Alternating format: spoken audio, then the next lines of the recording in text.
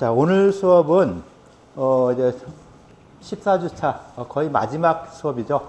그래서 의학사에 대한 뭐 종합 토론이라 해서 뭐 의학사 관련된 뭐 여러 가지 이야기들을 자유롭게 좀 하려고 해요. 그래서 자유롭게 하는 이런 부분들을 가지고서는 종합 토론이라 할 수 있겠죠.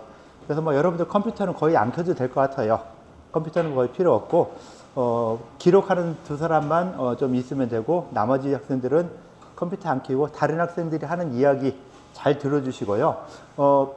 요 위에 나오는 요거는 지금 학생들이 작성하는 거, 요거는 그냥 이렇게 녹음되는 거, 녹음하면서 바로 되는 거, 요 두 가지가 있으니까 이 두 가지만 참고하면은 되지 않을까, 이렇게 생각을 좀 하고 있어요. 그래서 이런 식으로 이야기를 하는데, 우리가 지금 의학사라는 수업을 뭐 6개월 동안은 김정규 교수에게, 이제 나머지 6개월은 나하고 같이 수업을 했는데, 여러분들이 생각하는 뭐 의학사에 관련되는 뭐 여러 가지 이야기를 다 하면 돼요. 어떤 것도 괜찮거든요.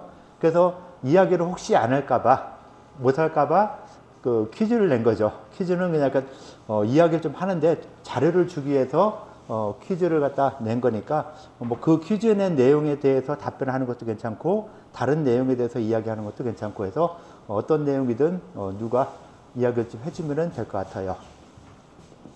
자, 이야기를 그러니까 주제 한 가지에 대해서 이야기하고 거기에 대해서 토론 좀 하고 또 다음 주제로 넘어가고 이렇게 하도록 할게요. 자, 이야기하고 싶은 사람 있을까요?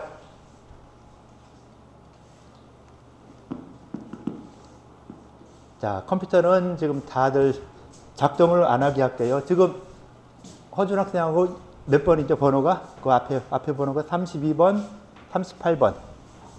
예, 두 개 빼고는 나머지 작동을 좀 멈추게 할게요. 잠시만요.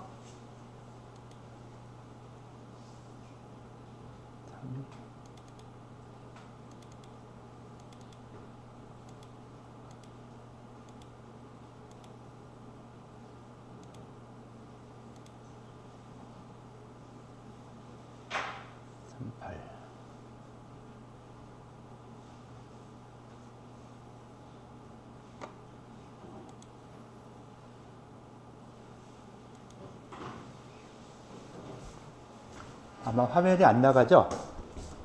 저 화면이 보이거나 그럴 거예요. 그죠? 예. 두 사람은 그냥 나가죠. 화면 본인 거 쓸 수 있죠? 예. 이렇게 해서 두 사람은 그냥 그 본인 거 쓰시고 이야기를 할게요. 자, 발표를 누가 좀 하시죠? 발표하고 싶은 사람. 퀴즈에 답변한 거 그대로 써도 괜찮아요. 자, 마이크 줄 테니까 좀 이야기하시고 잘 들어주시고 거기에 대해서 뭐 다른 이야기 같이 해주시면 돼요. 좀 더 가차이 되고요. 네. 네. 의학사 과목을 배우면서, 자, 이름도 얘기를 해주자. 작성한 사람이. 네. 쓰죠. 네, 유규상입니다. 네. 의학사 과목을 처음 들으면서 의학에 대한 역사를 배울 수 있을 것이라고 기대를 했고, 실제로 저희 동양의학, 특히 중국의 의학사와 이제 우리나라의 의학사에 대해서 심도 있게 배울 수 있었는데, 저는 한 가지 아쉬웠던 거는 이제 저희가 이제 현대 한의사가 우리 전통의학 말고도 이제 서양의학을 알아야 되고, 그러면 그 서양의학의 역사도 함께 배웠으면 어땠을까라는 그런 아쉬움이 좀 남습니다. 그래서 만약에 기회가 된다면 의학사 수업 시간에 중국과 한국, 동양의 의학 역사뿐만 아니라 서양 의학사의 발전도 조금은 배웠으면 좋겠다는 생각을 하였습니다. 감사합니다. 예, 어떻게 보면 건의사항인데 뭐 이런 거에 대해서 또 뭐 이야기를 좀 할 수 있으면 좀 하시죠, 누가. 자, 서양의학도 배웠으면 좋겠다 하는 이런 의견에 대해서 이야기하고 싶은 사람 있을까요? 자, 토론할 때 이렇게 조용하면 좀 서운하죠? 좀 더 활발하게 이야기를 해주셔야 될 것 같은데요. 자, 이야기를 누가 좀 해주시죠.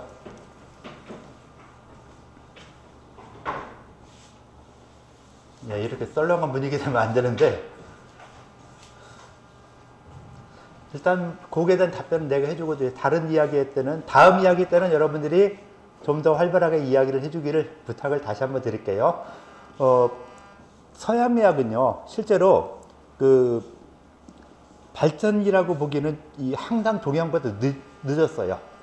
동양보다 뛰어난 것은 근래 한 500년 이전? 500년까지도 안 되죠. 그 이전까지는 동양과 서양을 딱 비교했을 때 1900년대까지만 하더라도 거의 뭐 100년 전만 하더라도 동양의학과 서양의학이 일반적인 내과 치료는 동양의학이 훨씬 더 잘했어요. 다만 서양에는 그때 1900년대쯤 되면은 이제 항생제 같은 이런 것들이 개발되니까 그런 상처 치료라든가 이런 쪽에서는 굉장히 개발이 됐지만은 그 이전까지는 거의 된 게 없고 진짜 그 히포크라테스 시대의 의학이라든가 이때는 동양이나 서양이나 거의 비슷해요. 자연을 관찰하고 자연계 바깥에 있는 자연계를 관찰하고 그 자연계에서 나타나는 걸 갖다가 어떻게 이해했느냐. 그래서 뭐 우주 생성의 근원을 탈레스는 물이다, 뭐 지수 화풍이다, 뭐 이렇게 이야기하는 것처럼 용어가 뭐 이 서양 용어, 동양 용어가 달랐지 기본적으로 보는 관점은 비슷했죠. 그래서 동양에서 음양오행론이 나온 것이나 서양에서 뭐 여러 가지 이 세계를 구성한 원소가 무엇이다라고 하는 것이 용어는 달랐지만은 전체적인 내용은 비슷하게 진행이 됐었던 이런 부분이어서 서양에서는 서양의 의학사를 갖다 이야기하려고 하면은 좀 중요한 사항들이 몇 가지 있죠. 가장 중요한 것 중에 하나가 소독, 손소독. 이 산부인과를 치료할 때 옛날엔 산부인과 치료가 치료하다가 죽는 경우가 굉장히 많았어요. 초창기에는. 왜 그런가 했더니 아무것도 모르고 그냥 이쪽 환자의 아기를 받아내고 또 바로 가서 이쪽 환자의 아기 받아내고 하다 보니까 만약에 이쪽 처음에 받은 아기에 균이 심각한 게 있었다면 다 전파돼 가지고 그쪽이 다 죽게 되는 이런 일이 있어서 가장 간단한 방법, 수술하기 전에 손을 씻으세요. 요거 하나 가지고서는 굉장히 많은 사람들이 또 살아나게 되는 이런 식이어서 서양의학에서의 어떤 그런 발전들은 굉장히 빠르지 않고 좀 서서히 늦게 되는 이런 부분이었었고, 동양에서는 자연계 관찰하는 부분을 굉장히 더 강조했고, 자연계의 어떤 이 변화하는 이치를 따라서 사람에도 그런 이치가 있을 것이다 라고 생각을 하고서는 사람에게 적용시켰고, 그 이론을 가지고 지금까지 발전이 왔죠. 그런데 지금 문제는 뭐냐면은 옛날처럼 자연계를 보는 이런 자연계의 어떤 이런 환경을 보고 인체에 적용하는 이런 것들이 지금 현대적인 현대의 어떤 이 과학기술의 개발에 따라 개발이 되면서 나타나는 어떤 의료 기술에 따라가지 못하고 있는 것이죠. 그러다 보니까 옛날의 상황들, 그리고 또 한 가지 중요한 것은 우리가 옛날식으로 자연계를 관찰하면서 내용을 파악해야 된다는 것은, 이거는 자연계 관찰이 쉽지가 않죠. 가르쳐 준다고 쉽게 얻을 수 있는 방법이 아니에요. 자, 지금 밖에를 봐라. 밖에 봤을 때 봄하고 지금하고 많이 바뀌었죠. 그런데 여러분들 목련 사진 한번 찍었었죠. 예과 1학기 때 목련이나 나무를 가지고 사진 찍었어요. 그 나무들을 지금 한번 보세요. 자, 목련 한번 보세요. 여기 목련 보면은 겨울눈이 나 있죠. 잎이 떨어지자마자 겨울눈이 팍, 어느새 보니까 잎은 떨어졌는데 겨울눈이 남아 있어요. 이때부터 시작이 되는 것이죠. 그래서 이때부터 사진을 찍기 시작해서 쭉 가면서 봄에 꽃이 활짝 피게 되는, 그리고 갑자기 떨어지게 되는 이런 과정을 보면은 하나의 사이클이 된다.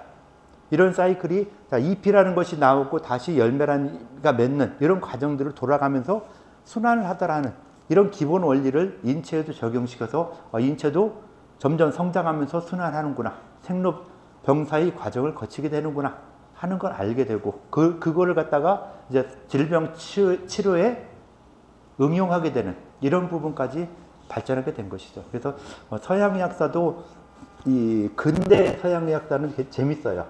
할 게 많고. 그래서 굉장히 많은데 우리가 의학사를 이야기하면서 좀 더 약간은 어느 정도 이 중점을 둔 이런 부분 중에 하나는 의학 이론들이 어떻게 변해왔는가, 이런 이론이 다음 시대에 어떻게 변했고 어떻게 변해왔는가 하는 이런 부분들, 여러 가지 다양한 의학 이론들을 갖다가 설명하다 보니까 좀 약간은 이게 의학사가 진짜 의학적으로 좀 더 치우쳐 있는 이런 부분이 되고, 어떤 학교에서는 그냥 역사적인 측면, 그러니까 그런 사건이 있을 때 그 사건이 일어나게 된 동기, 그다음 그런 새로운 이론이 나오게 되는데 그것이 사회적으로 어떤 영향을 미쳤는가, 뭐 이런 쪽으로도 이야기해주는 그런 학교도 있어요. 그래서 의학사가 나오는 그러니까 수업하는 분야에 따라서 약간씩 달라지는데 전체적으로는 뭐 그런 내용들을 이야기하고 있다라고 볼 수 있는 것이죠. 자, 대략 이렇게 이야기했고요. 또 다음 사람이 누가 좀 이야기를 하실까요? 자, 다른 부분, 예. 자, 마이크 줄게요. 자, 이야기하세요. 예. 저는 전혜원이고요. 1년 동안 의학사를 배웠는데 항상 뭔가 그 궁금증이 있었던 게 의학사가 왜 전공 선택이 아니고 전공 필수 과목으로 이렇게 이과 2학년에 있고 왜 우리가 배워야 되냐에 대해서 고민을 한 적이 있었는데 1년 동안 배우고 보니까 이게 저희가 고등학교 때도 한국사가 이제 그 수능을 칠 때 필수 과목이고 그 3년 내내 필수로 배웠듯이 한의학을 공부하는 학생의 입장으로서 그 한의학의 역사를 배운다는 것 자체가 그 공부함에 있어서 기본적인 어떤 소양을 높이는 데도 도움이 되는 것 같고 6년 동안 한의학을 공부를 해야 되니까 그 과정에서 이제 전체적인 이해를 돕고 관심을 높일 수 있는데 저 스스로한테 좀 기여를 한 것 같아서 저 나름대로 이제 의학사를 배운 필요성에 대해서 좀 이해를 할 수 있었던 1년이었던 것 같아서 그걸 말씀드리고 싶었습니다. 예, 이 부분에 대해서 뭐 다른 이야기를 좀 누가 해주실까요? 자, 이렇게 이야기한 거에 대해서 나름대로 의학사를 배우게 되는 뭐 이유랄까 요걸 개인의 의견을 이야기했죠. 거기에 대해서 어떤 이야기를 할 것인가, 어떻게 다른 이야기를 할 수 있나, 예, 찬성할 수, 이렇게 한번 갈게요. 예. 네, 안녕하세요. 왕기준이고요. 저도 비슷한 문제에 대해서 고민을 조금 해봤는데 의학사를 배우는 이유가 제가 생각하기에는 그냥 과거에 있던 사실을 배우는 것도 뭐 의미가 있겠지만은 좀 더 실증적으로 이 과거에 어떤 의료인들이 어떤 문제를 맞닥뜨렸는지 그걸 어떻게 해결하는지를 통해서 지금 우리가 의료인이 돼서 현재의 문제를 어떻게 해결할지를 생각해 보는 것도 그 측면에서 의미가 있다고 생각해서 저는 의학사를 배우는 게 도움이 많이 되었다고 생각합니다. 예, 이렇게 이야기해 주셨고요. 다음 친구 또 한번 이야기하도록 할게요. 저도 사실 방금 말씀해주신 거랑 좀 비슷한 내용인데 의학사를 배우는 것 자체가 뭔가 우리가 앞으로 배워나가야 할 한의학이라는 거 그 이론의 뭔가 베이스가 되는 그 역사를 배우는 거다 보니까 그 이론을 좀 더 자세히 이해할 수 있지 않을까 하는 생각도 들었고 앞으로 한의학이 어떤 방향으로 발전해 나가야 하는지를 고민해 볼 수 있는 기회가 된 것 같아서 되게 좋았습니다. 예, 다른 이야기, 예.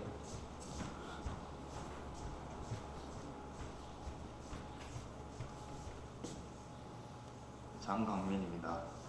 그 한의학 특성상 그 옛날에 고대에서 만들어졌던 원전을 해석해서 그걸 적용하는 경향이 있는데요. 그러니까 고대에서부터 만들어진 거다 보니까 언어가 역사 속에서 그 언어의 쓰임새가 달라지고 막 용어의 뜻이 달라지는 것처럼 한의학도 그 고대 그런 것들을 이용해가지고 어쨌든 해석이 중요한 거다 보니까 그렇게 의학사를 배워서 맥락을 파악하는 게 중요하다고 생각합니다. 예. 뭐 다른 이야기 또 있을까요? 실제로 의학사 수업을 하면서 뭐 옛날 것을 지금 어떻게 사용한다, 뭐 이런 이야기하면 거의 없죠. 그러니까 역사를 배웠을 때도 직접적으로 옛날 있었던 사건이 지금에 와서 어떤 영향을 미친다, 지금에 와서 어떻게 처리해 나가야 된다, 이걸 직접적으로 이야기하는 건 없어요. 그건 누구 몫이냐? 공부했던 이 개인의 몫이라고 볼 수 있겠죠. 그래서 개인들이 그걸 갖다가 어느 정도 해결해 나가야 되는 이런 부분이고, 그래서 실제로 보면 많은 내용들을 짧은 시간에 이야기하려니까, 그러니까 예전에는 의학사 교재가 이만큼 두꺼웠어요. 한 500페이지 정도 되게 이렇게 두꺼웠는데 너무 좀 어렵게 할 필요가 있느냐. 해가지고서는 교재를 좀 줄이고 한 것이 지금 이게 교재라고 나와 있는 이런 부분이고, 그것도 좀 많다고 생각돼서 이제 PPT 만들었던 이런 내용으로 좀 이야기를 하고 있죠. 그래서 PPT 만든 걸 주면은 단점은 뭐냐면은 그것만 보죠. 교재를 좀 읽어줘야 되는데 교재를 안 보고 그것만 딱 보고 그것조차 안 보고 하는 이런 경우가 있어서 약간은 문제가 되죠. 근데 교재는 좀 더 봐주면 좋겠다라는 이런 부분이 있고, 의학사를 그런 식으로 예전에 있었던 이론들이 이렇게 나왔는데 그 이론에서 다음 시대 가면 어때요? 앞 시대에 나왔던 이론을 약간 뒤엎죠. 그러면서 새로운 이론이 나오게 되고 또 새로운 이론이 나오게 되고, 대표적으로 상한농 원병만 봐더라도 어떻게 보면 비슷한 그 당시에 나왔던 독감들, 이 독감에 대해서 한나라 시대에 나왔던 독감은 오한 발열 같은 약간 추위가 있으면서 생겨난 이런 독감이 있고, 이제 1500년대 온병이라 나오는 독감은 지금 코비드19처럼 고열, 열이 심하게 되면서 호흡기 증상이 나타나는 이런 독감이 있었다. 그러니까 증상이 달라졌기 때문에 거기에 대한 치료하는 방법도 달라져야 된다 라고 주장하는 사람들이 온병학파고, 또 상한을 주장했던 사람들은 아니다, 이것도 상한의 일종이기 때문에 상한과 같은 치료법으로 치료도 충분히 가능하다. 왜? 상한도 직접 이 태양경, 양면경, 소양경으로 가는 경우가 있지만 직접 양면경으로 와서 고열이 나는 이런 경우도 있다 라는 주장을 하면서 상한과 온병에 대한 이야기를 많이 언급하게 돼요.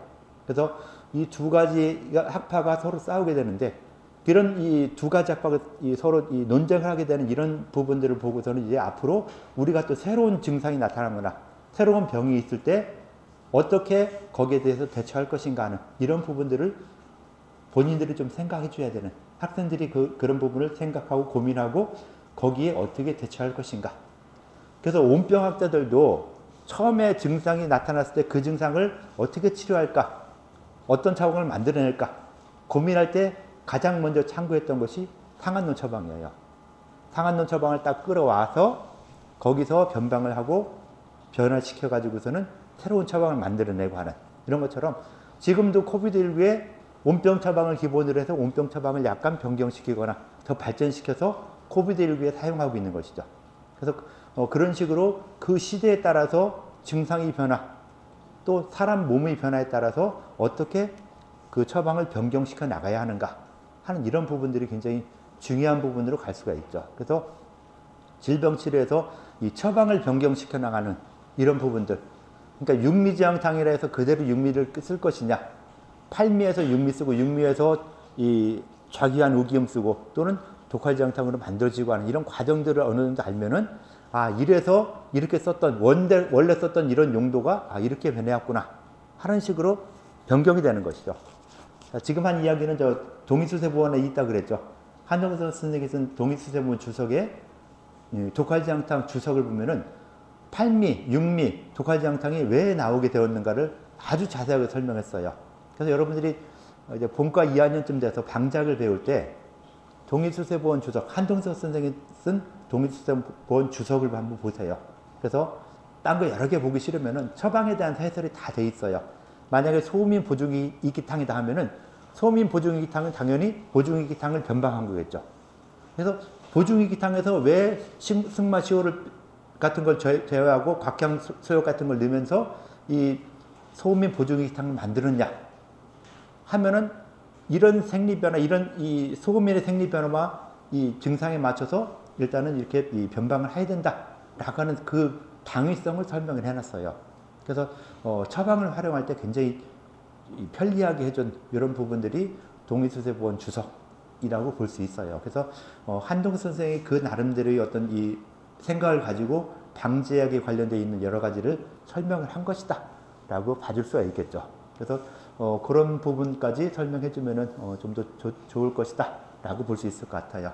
일단 의학사 배우는 부분에 대해서 이렇게 이야기했는데, 현대에 맞게 적용시켜 나가는 이런 부분들은 이런 옛날에 있었던 여러 가지 사건들을 이렇게 변경시켜야 되겠구나, 이렇게 활용해야 되겠구나 하는 생각을 해줄 필요가 있다 라고 볼 수 있을 것 같아요.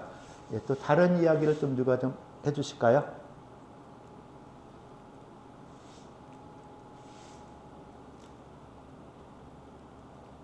자, 누가 좀 다른 이야기 좀 해주세요. 예, 마이크 줄게요. 저는 이제 이세벽이고요. 저는 이제 의학사 공부 방법에 대해서 이제 분반 이제 구성원 분들의 의견을 이제 들어보고 싶은데, 저는 개인적으로 의학사 공부 방법이 이제 의학사 공부 목적이 그렇게 생각하거든요. 이제 한의학의 대략적인 흐름을 파악하는데 중요한 과목이라고 생각을 하는데, 이제 한의학의 특징이 같은 질병이라도 종합적으로 고려해서 치료법이 다르다는 데 있다고 저는 양의학과 구별된다고 생각을 하거든요. 근데 이제 그러한 어떤 다양한 관점들에 대해서 개괄적으로 파악하기 위해서 의학사를 공부하는 거라고 저는 생각을 해서, 이제 단순히 그 지식을 암기하는 거는 이제 지식을 암기하는 것보다 일단 흐름을 중심으로 공부하는 게 이제 중요하다고 생각하고, 그 이후에는 각 의가들의 공통점과 차이점을 공부하면서 자기가 생각하기에 적절한 치료법을 골라보는 게 중요한 것 같은데, 이제 다른 학우분들은 의학사를 공부할 때 어떻게 공부해야 되는지, 어떻게 공부해야 되나 생각하는지 궁금합니다. 예, 본인의 의학사 공부 방법하고 이야기했고, 이제 다른 친구들은 어떻게 생각하느냐, 의학사 공부를 어떻게 하면 좋을까 하는 질문을 내줬어요. 자, 답변을 누가 좀 해보실까요? 그냥 자기 의견 이야기하면 되는 거니까요. 예. 저는 민다영이고요. 저는 이번에 의학사 한 학기 1년 동안 들으면서 의학사를 공부하는 게 되게 중요하겠다. 그래서 방학 때 다시 한번 볼 필요가 있겠다. 이런 생각을 했거든요. 근데 제가 생각할 때 의학사는 사실 지금 한의학 기초가 잘 그렇게 탄탄하지 않은, 그리고 뭐 본초라든지 방제라든지 그런 거를 잘 모르는 상황에서 공부하기가 조금 어렵겠다라는 생각이 전 좀 있었어요. 왜냐하면 되게 중요한 그 의가들, 그런 학파들이 있는데, 그 학파들이 그렇게 구분이 된 이유가 이전 학파들과 다르기 때문이고, 이전 학파들과 다르다는 점은 이전에 있었던 아쉬운 점을 자기들이 보완을 해서 바뀌었기 때문에 그렇게 학파가 달라지는 거잖아요. 근데 한의학적 지식이 충분하지 않을 때에는 그게 어떤 유의성이 있는지, 그리고 어떤 본초를 다르게 인식했는지, 어떤 방제를 다르게 인식했는지 그거를 모르기 때문에 그 지금 의학사 내용이 크게 잘 와닿지 않는 거라고 저는 생각을 해요. 그래서 약간 지금은 중국사를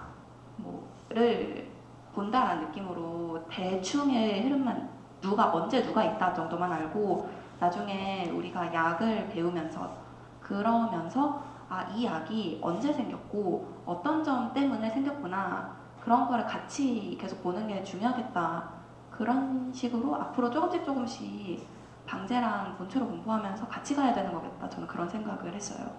예. 다른 이야기 하실 분 있을까요? 예.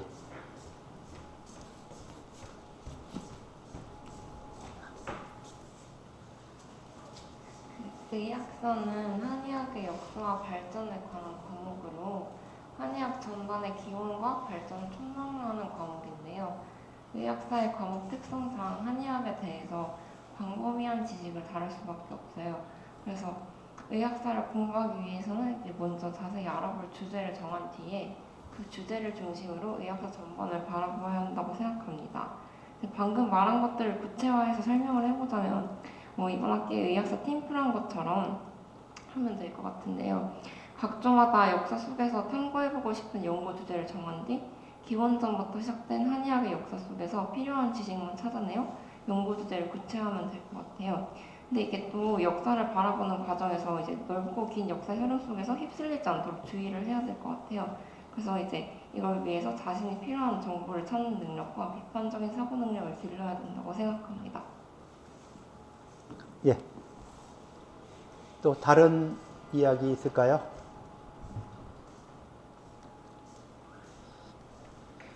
네, 의학사라는 것이 어떻게 보면은 나름대로 여러 과목들이 어떤 안배를 해야 되잖아요. 안배를 해서 일반적으로 의사학을 강의하는 사람들이 최고 강의하고 싶어하는 학년은 본과 4학년이에요. 그때쯤 되면은 여러 가지를 갖다 어떤 이야기라도 다 받아들이시죠. 그래서 굉장히 좀 편안하고 쉽게 강의할 수 있는 때는 고학년일 때인데 그렇다고 이 의학사 과목이 너무 고학년에 가면은 고학년 과목이 아래로 내려올 수밖에 없죠.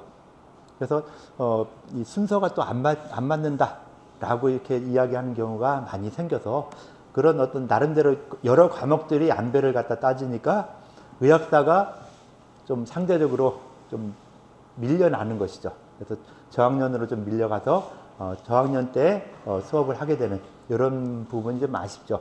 그래서 의학사를 좀 나중에 여러분들도 임상 나가서 관심을 주게 될 때는 언제냐면은 나이를 한참 먹어서 한 5, 60대 이상 돼가지고 그때 되니까 역사란 게 이것이 굉장히 중요하구나 또 재밌구나 하는 걸 갖다가 임상을 한 사람들의 이야기를 들어보면 그때 가서가 훨씬 더 이 느낌이 온다고 그런 이야기들을 많이 하죠. 그래서 그 의학사 같은 경우가 나중에도 다시 공부할 수 있는 그런 부분들이 좀 상당히 많이 있다라는 거를 좀 이해해 주시면은 좋을 것 같아요. 그래서 많은 내용들을 짧은 시간에 빨리 이야기하고 뭐 하다 보니까 지금 모든 걸 다 암기하고 알고 이거보다도 몇 가지 사건 그 중에서 몇 가지 이런 거에 대해서 간단하게나마 한번 정리해보고 지나가자 라고 해서 여러분들에게 토론을 억지로 시키는 것이죠.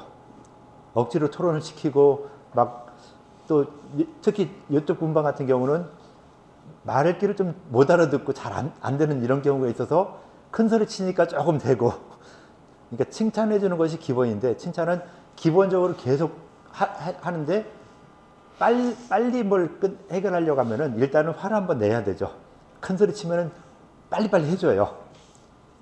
그래서 이 학생들 이렇게 다루는 이런 부분들을 저는 이 강아지 키우는 거랑 거의 비슷하게 생각을 해요.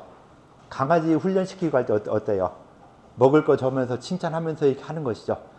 근데 너무 말을 안 듣는데 가끔 혼내기도 하지만은 일반적으로 그 칭찬을 많이 해줘야 된다라고 하는 이런 기본을 이야기하는데 뭐 실제로 수업을 하고 하다 보면은 그런 부분보다는 일단은 좀 강력하게 억압을 하고 뭐 이렇게 되는 부분들이 좀 더 많이 있어서 뭐 나도 앞으로 계속 고쳐나가야 될 이런 상황이라고 해야 되겠죠. 그래서 좀 더 잘할 수 있고 이 용기를 줄 수 있는 이런 부분으로 좀 더 가도록 또 노력을 하도록 할게요. 자, 또 뭐 다른 이야기 할 사람 있을까요? 한두 가지만 더 이야기하면 될 것 같은데요. 한 두 가지 정도 주제를 이야기할게요. 예. 네, 박예찬이고요. 사실 아까 학부모님 분들이 말씀하신 거랑 크게 다른 내용은 없어요. 의학사 공부의 목적에 대해서 생각을 좀 해봤는데 저는 의학사 공부의 목적이 크게 두 가지가 있다고 생각을 했습니다. 그래서 첫째는 의학의 발전 과정을 이해하여서 현재 우리가 배우는 한의학이 어떤 길을 걸어왔고 그리고 현재 우리가 쓰는 처방, 아까 교수님이 말씀하셨던 것처럼 보중익기탕 이런 게 어떻게 탄생하게 되었는지 또 누가 이런 처방을 만들었는지 그런 거를 이해하는 과정을 통해서 현재에 대한 좀 깊이 있는 이해를 하는데 큰 도움이 될 거라고 생각을 했고요. 그리고 둘째가 더 중요하다고 생각합니다. 둘째 같은 경우에는 이제 과거를 통해서 한의학의 발전 방향을 좀 궁리하는 데 도움을 줄 수 있다고 생각을 합니다. 그래서 과거를 통해서 미래를 알 수 있다라는 말이 있는데 그런 것처럼 이제 한의학의 발전 과정 그리고 한의학이 겪었던 순환의 역사를 학습을 통해서 아까 다른 분들께서 말씀하셨던 것처럼 향후 미래에 우리 한의학이 어떻게 발전해 나갈 것인지도 생각을 해볼 수가 있을 것 같고 무엇보다 한의학이 발전하면서 여러 가지 순환이 있었잖아요. 일제강점기 시대 뭐 양이 단일 보관이라든지 아니면은 최근에 있었던 한약 분쟁 사건이라든지 이런 여러 가지 문제가 있었는데 미래에 이런 문제가 또 발생하지 않으리라는 보장이 없기 때문에 이러한 새로운 난관을 맞이한다면은 이 문제를 어떻게 해결하고 어떻게 뛰어넘을 것인지 생각을 해볼 수 있을 것 같다고 생각합니다. 예. 나름대로 뭐 공부하는 목적을 이야기했고요. 여기에 대해서 뭐 다른 이야기나 동조하는 이야기나 있으면 좀 하시죠.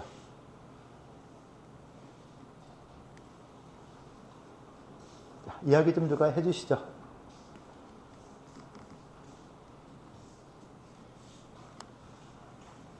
눈치 보지 말고 이야기해 주세요. 괜찮아요.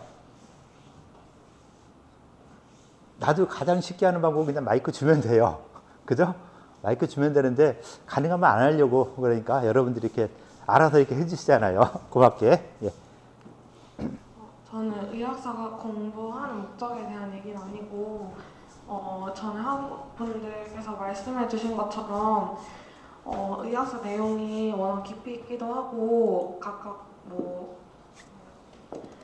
다양한 주제를 다루고 있어서 아무래도 그 고학년이 된 다음에 다양한 주제들을 다 깊이 있게 학습한 다음에 그 다음에 복습하는 과정이 또 필요할 것 같다고 그렇게 하면은 지금 이해하는 것보다 더 깊이 있는 이해를 할 수 있을 것 같다는 생각을 했습니다. 예. 어차피 한의학이라는 건요, 한 번 배웠다고 그걸로 끝나는 게 아니에요. 여러분들 생리학 배운다 하면은 생리학이 임상 과목 가서 필요할까요, 안 할까요? 분명히 필요하죠. 그래서 어떻게 보면 그때 다시 한번 또 생리학 관련된 내용을 다시 한번 이야기를 하게 돼요. 그래서 한의학 공부라는 것이 반복이 되는 역사예요, 거의. 여러분들 음양후에는 배웠던 이런 부분들을 뭐 개론 시간에는 거의 뭐 자연계의 변화하는 것을 봤죠. 근데 생리학 시간이나 원전 시간에는 인체와 연결시켜서 또 음양후행을 연결시켜 이야기하고 그런 것들이 이제 좀 더 이 처방 쪽으로 가서 어떤 처방을 쓸 것인가. 치료하는 데 있어서 친구 치료할 때 사암진법처럼 오행을 가지고 오행의 이 상승 이런 걸 가지고서는 또 오행진법을 만들어내기도 하고 오행진법을 어떻게 활용하는가 하는 이런 쪽으로 발전이 돼 나가는 것이죠. 그런데 기본적인 개념, 음양오행의 기본적인 개념을 알고 있지 못하면은 나중에 가서 상당히 좀 불편해지는 이런 부분들이 있어서 그런 기본적인 내용들을 앞에서 어느 정도 해놓아야 나중에 가서 좀 더 수월하게 편안하게 갈 수 있는 이런 부분들이 많이 있다라고 생각을 해주시고 반복되는 교육이다. 이런 내용이 또 반복되고 하는 부분들이 상당히 많이 있다. 뭐 의학사는 그런 반복되는 과정에서 반복되는 과정이 전체적으로 이런 것들이 있을 것이다라고 제시를 해준 것이죠. 아까 보증기탕을 이야기했는데 보증기탕 같은 경우는 금원시대에 보토파를 주장한 사람이 누구죠? 금원시대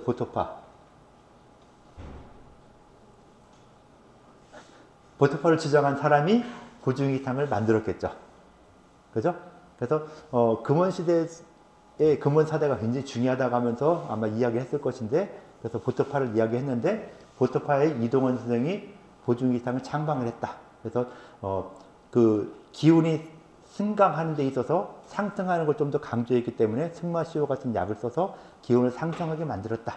라는 걸 의학사 시간에 이야기했어요. 근데 그걸 지금 잘 모르잖아요. 까먹었죠. 까먹는 게 정상이고 그 까먹은 내용을 이제 나중에 방지학 시간에 보증기탕 배우면서 또 그와 유사한 내용이 또 언급이 될 것이고 그 다음 비계내과 시간에 가서 비계내과 시간에서 보증기탕에 대한 이야기가 또 나올 것이고 이러죠. 그래서 의학사 시간에 보증기탕을 가지고 막 이거 외워라 뭐하라 해봐요. 어떻게 되겠어요? 여러분들 해부학도 외우기 힘든데 의학사 외워라, 원전 외워라, 생리학 외워라, 본차 외워라 하면은 나중에 포기하게 되죠. 나 안 해, 아무것도 안 해 하고 싹 포기하게 되는 이런 일이 생겨서 나까지 그렇게 모든 과목에서 다 내게 중요하니까 내 것만 해야 된다 라고 하면 안 되는 이런 상황이 되기 때문에 좀 의학사에서는 뒤에도 배울 시간이 충분히 있으니까 그래서 꼭 뭐 필요한 몇 가지 이 정도만 한번 이야기해보자 라고 몇 가지만 추려서 이야기를 하고 있는 이런 상황이다 라고 봐주시면 좀 더 편안할 것 같은 이런 부분이 있을 것 같아요. 이제 주제를 하나 딱 한번 줘볼게요. 자, 우리가 한약군장 같은 아까 좀 이야기했었죠. 한약군장 같은 이런 이 위기가 났었고 그 다음에 한의학 폐지라는 정치권에서 폐지가 되는 이런 부분들이 있었고 또 앞으로도 그렇게 될 소지가 충분히 다분하죠. 가장 큰 것 중에 하나가 뭐냐면은 한약의 의학분업.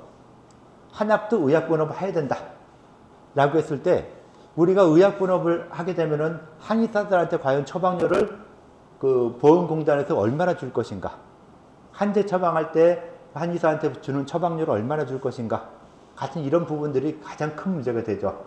그래서 처백보험 시범 사업을 하는 거에 대해서도 한의사들이 찬성도 하고 한의사들이 반대를 하고 있어요. 서로 찬성 반대를 하고 있는데 그 이유 중에 하나는 한약 같은 경우도 한약이 의약 분업이 되면은 우리가 어떻게 대응해야 되느냐 하는 이런 부분들이 있어요. 그래서 이런 위기 상황이 올 때 또는 위기 상황이 오지 않게 예방하는 게 가장 좋죠. 근데 한의사들이 그런 예방 같은 걸 잘 못하더라고요.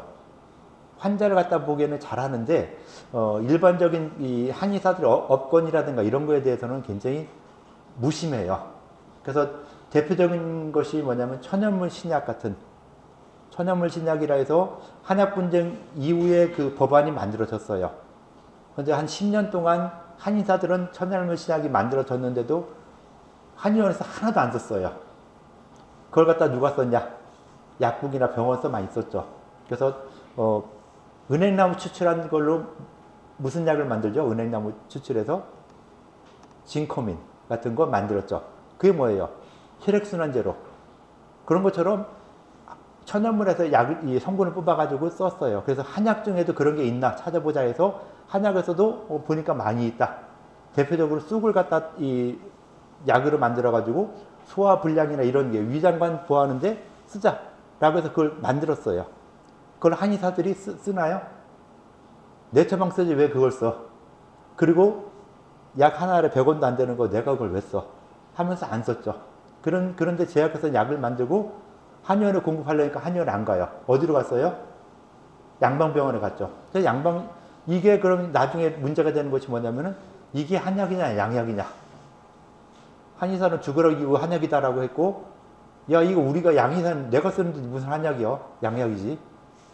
그래가지고 천연물 신약이 거의 막 이 한의사들이 나중에는 좀 데모하다시피 해가지고서는 서로 안 쓰는 뭐 이런 식이 됐죠. 그래서 천연물 신약이 개발이 더 안 되는 이런 부분으로 좀 아쉽게 좀 되는 이런 경우가 있어요. 그래서 한의사들도 그런 앞으로 생겨날 수 있는 이런 문제들에 대해서 예측을 하고 거기에 대한 대비를 좀 할 필요가 있는데 그런 거에 대한 뭐 혹시 생각이 있는 사람은 좀 이야기를 좀 해줘 보실까요? 한의학계에 어떤 위기가 있을 때 그런 위기를 해결할 수 있는 방안이라든가 거기에 대한 생각, 뭐 방안은 아니어도 괜찮아요. 네. 네. 그 교수님께서 방금 말씀해 주신 것처럼 그 천연물 시장이 물론 지금까지도 발전이 많이 이루어졌고 과거에서부터 예를 들어서 가장 한의학과 어떻게 보면 천연물이 비슷한 부분이 있다면 본초라는 부분으로 비슷하게 엮일 수 있을 것 같은데 저희가 본초에 대한 통사적인 이해를 통한 발표를 예전에 했었는데 그때도 천연물이라는 게 엄청 현대의학에서도 굉장히 중요한 부분이고 이 부분에 대해서 한의학이 어떻게 보면 그 천연물이라는 하나의 분야를 무시하고 그저 그냥 지금 치료수단만 계속 고집하고 이런다면 지금 교수님께서 말씀해 주신 것처럼 천연물을 양방 쪽에서도 못 쓰고 한방 쪽에서도 못 쓰면서 전체적인 발전이 이루어지지 않는 그런 사태가 발생할 수 있기 때문에 저는 한의사들도 그런 더 천연물에 대해 관심 갖고 앞으로 나오게 될 그런 천연물에 대한 연구에서 앞서면서 그런 약에 대해서도 더 활발하게 사용할 수 있는 환경이 만들어져야 한다고 생각합니다. 예. 뭐 다른 이야기 하실 분 있을까요?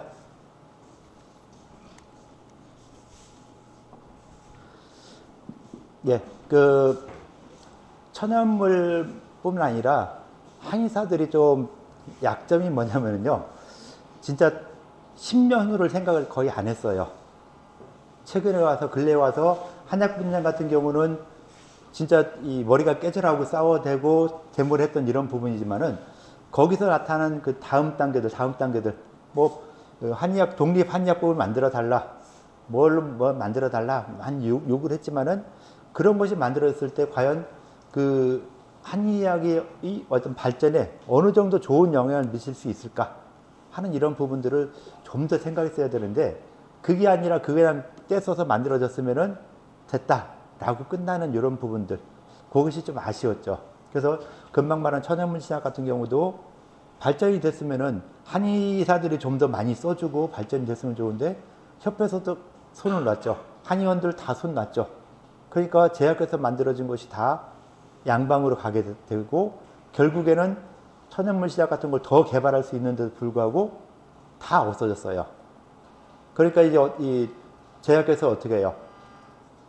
저 경옥고, 광동 경옥고 만들어 가지고 어디다 팔아요? 약국에 팔죠. 경옥고 약국에서 팔아요.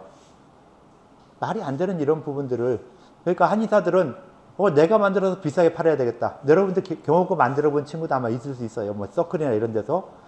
그게 중요한 게 아니라 그런 경옥고들이 과연 한의사가 사용하는 게 좋으냐, 약사가 사용하는 게 좋으냐, 이런 부분들을 좀 더 강조하고 우리가 좀 더 많이 활용할 수 있도록 해줄 필요가 있죠. 이제 그런 생각도 없고 몇몇 사람들은 그냥 나만 잘 살면 돼 해서 내가 방송 나가서 내 약만 팔아먹고 하는 뭐 이런 부분들도 있고, 뭐 그 약 파는 것도 좋아요. 그러면서 약국보다는 한의원 쪽으로 가라 라고 자꾸 유도를 해줘야 되는데 그런 건 안 하고 그냥 나도 일반 약장수다라고 생각을 하면서 약만 팔아대려고 하는 이런 부분들은 좀 한의사들이 좀 고쳐야 될 이런 상황이죠. 그래서 나만 잘 사는 게 아니라 우리 후배들이 10년, 20년 후에도 우리 후배들이 좀 더 편안하게 잘 살 수 있게 의료보험을 하면서 지금 의료보험 한방에서 의료보험 되는 게 뭐 있죠? 침이 있죠, 침. 침이 의료보험 들어갈 때도 그 전에는 그 한약을 먹을 때 사람들이 환자가 와서 한약을 한 재 먹으면은 약을 한 재 먹는 동안은 침은 그냥 공짜로 놔줬어요. 침값을 따로 안 받고 침값이라는 게 어딨어. 거기서 그냥 침을 놔주고 뭐 이 침만 맞고 가는 환자가 거의 없었으니까 약을 먹으면은 그냥 침도 같이 맞고 한의원에 오는 것도 침 맞으러 오는 게 아니라 약을 먹으러 왔어요. 그런데 요즘은 어때요? 한의원에 약을 먹으러 온 사람들이 얼마 안 되죠. 그게 참 아쉽죠. 그래서 그런 시대가 이렇게 변한다는 걸 생각을 못했기 때문에 그래, 보험 시범 사업하면서 보험을 사업하면서 침을 놔줄 때 침은 공짜였으니까 의료보험 공단에서 침 넣는 거 돈 줄게 하니까 얼마든지 줘. 보험공단에서 야 이거 이 공단 사장이 이러니까 침값을 많이 못 줘. 안 주는 것보다 주니까 좋았죠. 그래서 처음 시작할 때는 무조건 받아들였는데 지금 와서는 야 이렇게 진짜 힘들게 이 침을 놔가지고선 환자한테 받는 돈이 얼마냐? 2,000원 받고 공단에서 거의 뭐 10,000원 될까 말까 하는 굉장히 좀 저렴한 비용을 받게 되는 것이죠. 지금 이 일반 이 친구사들 그냥 그 침수령 같은 데 있죠. 근데 가면 침 한번 맞으면 얼마나 받아요? 한 2, 3만 원 이상 받거든요. 그런 분들은. 그래서 이 면허증이 정식 면허증 있는 사람들은 보험까지 뭐 해서 10,000원도 못 받는데 이 외부에서 뭐 그쪽도 면허는 면허죠. 그래서 면허 있는 그런 사람들은 또 훨씬 더 우리보다 2, 3배 이상 많은 비용을 받게 되는 이런 부분들처럼 좀 더 미래, 훗날을 생각했었으면은 그래도 보험공단이 힘들어도 우리가 그 비용을 좀 더 받아야 된다. 라고 해서 그때 뭐 2,000원 받고 10,000원 받는 게 아니라 좀 더 좋은 이 기술료를 더 추가를 했어야 되는데 그 추가를 못하고서는 해서 그 이후에 그 기술료 추가하려고 하니까 쉽지가 않죠. 그래서 굉장히 좀 어려운, 그래서 한의원들이 뭐 어쩔 수 없이 침을 많이 놓아야지 한의원이 운영이 되는 이런 상황이지만은 그것이 조금 더 많은 수가를 받게 처음 애초부터 했었으면은 그런 것도 한의원이 지금은 전체적으로 좀 더 운영하는데 쉽지 않았을까 하는 이런 부분들이 있죠. 그래도 좀 더 중요하고 아쉬운 것은 한의원에 한약을 먹으러 와야 되는데 한의원에 침을 맞으러 온다는 거는 조금 그래요. 그래서 우리들이 한약을 갖다가 한약이 얼마나 더 치료 효과가 좋아야 되느냐. 치료 효과를 좀 더 높여야 되겠죠. 한약을 먹었을 때 그 효과를 더 높여야 한약을 먹죠. 한약 처음에 먹긴 먹어요. 자, 이 친구가 나하고 안면이 있어서 또는 뭐 우리 친척이라서 나한테 약을 먹었어요. 한 재는 먹을 수 있죠. 20만 원 주고 약을 한 재 먹었어요. 증상 변화가 전혀 없거나 좀 그렇다면은 2재째 먹으라 할 때 안 먹으려고 하겠죠. 왜? 내가 받는 월급에서 20만 원씩 한 달에 하면은 세제니까 60만 원을 내고서는 그 약을 먹어서 그만큼 효과를 보느냐 했을 때 효과가 없다 하면은 안 먹게 되겠죠. 그래서 그 환자들이 상황에서 환자의 어떤 이 아픈 곳, 가려운 곳을 갖다가 얼마나 빠르게 처치해 줄 수 있느냐 하는 이런 부분들도 굉장히 중요하다고 볼 수 있어요. 그래서 우리가 그 약을 쓰는 이런 부분에 있어서도 굉장히 좀 이 치료 효과가 높아지게 예전보다 좀 더 높은 효과를 볼 수 있게 해주는 것이 중요하다라고 볼 수 있을 것 같아요. 이렇게 해서 그냥 뭐 더 이야기할 건 없는 것 같은데 마무리하도록 할게요. 자, 지금 이제 포트폴리오 제출하는 거 있죠. 포트폴리오 다들 좀 제출을 해주시고요. 그렇게 하면은 이제 거의 내용이 다 끝나겠죠. 포트폴리오만 제출하면 되고 로그아웃 하고 나가세요. 켜 있는 거 컴퓨터 로그아웃만 하시면 되고 수업 여기까지 할게요. 그리고 우리는 이제 기말고사 없으니까 이걸로 종강이 될 거예요. 자, 수고들 했어요. 예.